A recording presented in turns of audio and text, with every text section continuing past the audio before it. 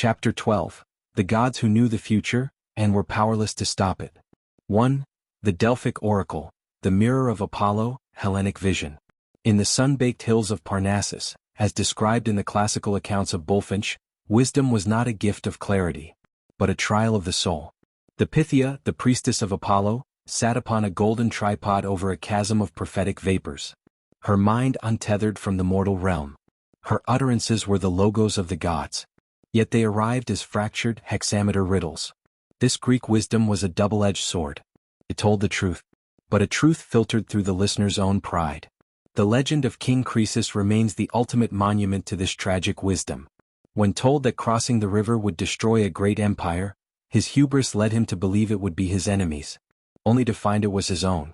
To the Greeks, wisdom was the realization that human sight is limited, and that the gods speak in a language of irony. To seek the prophecy was to look into a mirror that revealed not the future, but the hidden flaws of the present. 2. Odin's quest for the mead of poetry, Norse intellect. In the Prose Edda, wisdom is a substance that must be bled for, stolen, and swallowed. Odin did not merely want to know. He wanted to command the very essence of inspiration. He sought the mead of poetry, brewed from the blood of the wise Kvaser, which granted anyone who drank it the power of the word, the ability to weave truth into verse. To reach the mountain where the giants guarded the mead, Odin transformed into a serpent to crawl through stone and seduced the giantess Gunnlod for 3 nights. Having consumed every drop, he took the form of an eagle and soared back to Asgard. This wisdom of the mead represents the Norse belief that knowledge is an active, often dangerous pursuit. It is not found in quiet contemplation but in the adroer, the heart stirrer. For Odin, wisdom was the ultimate weapon against the encroaching dark. A divine intoxication that allowed the mind to pierce the veil of time and speak the runes that hold the universe together. 3. The Bhagavad Gita, the dialogue of the infinite Vedic truth. At the epicenter of the Mahabharata, wisdom descends as a dialogue between the human and the divine. As the chariots of the Pandavas and Kauravas stood poised for slaughter, the hero Arjuna collapsed in a crisis of conscience. His guide, Krishna, did not offer mere comfort. He offered the Bhagavad Gita, the song of God.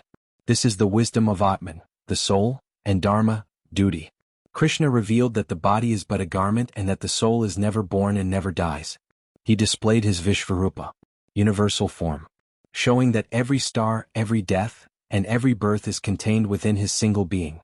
This wisdom teaches that the path to the eternal is nishkama karma, performing one's duty without attachment to the fruit of the action. In the Indian view, true wisdom is the shattering of the ego's illusions to see the singular, divine pulse of the Brahman behind the mask of the world. 4. Thoth and the architecture of knowledge, Egyptian scribe. According to the deep researches of Wallace Budge, wisdom was the foundation of the Egyptian state, personified by the ibis-headed god Thoth. He was the heart of Ra, the inventor of the hieroglyphs, the Medu Neter or words of the gods. Thoth was the cosmic accountant who measured the stars, calculated the rise of the Nile, and recorded the verdict of every soul in the hall of truth. His wisdom was not a subjective riddle, but an objective law. He was the master of magic and the architect of time. Without Thoth, the universe would lose its ma'at, balance. He provided humanity with the tools of civilization, astronomy, medicine, geometry, viewing these not as human discoveries, but as divine patterns etched into the fabric of reality. To the Egyptians, to be wise was to be a scribe of the divine, one who aligned their life with the immutable, mathematical harmony of the gods. 5. Dede Korkut, the shamanic bard of the Oghuz, Turkic prophecy. In the epic foundations of Turkish mythology explored by Bahattin Ojal, wisdom resides in the voice of the Ozan, the bard, embodied by the legendary Dede Korkut, Korkut-Ada.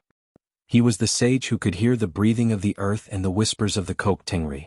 He was not a god, but a man who had traveled the 3 worlds and returned with the gift of naming. Dede Korkut's wisdom was the Torah made into song. He appeared at the birth of every hero to give them a name, for a name was a soul destiny. His prophecies were the moral compass of the tribe, teaching that strength without respect for ancestors and nature is but a hollow wind. He played the kopuz, a sacred lute whose strings echoed the rhythm of the steppe. In the Turkic tradition, wisdom is the continuity of the people. It is the cut, divine spark, passed through the proverbs and epics of the elders, ensuring that the nation never loses its path under the eternal blue sky.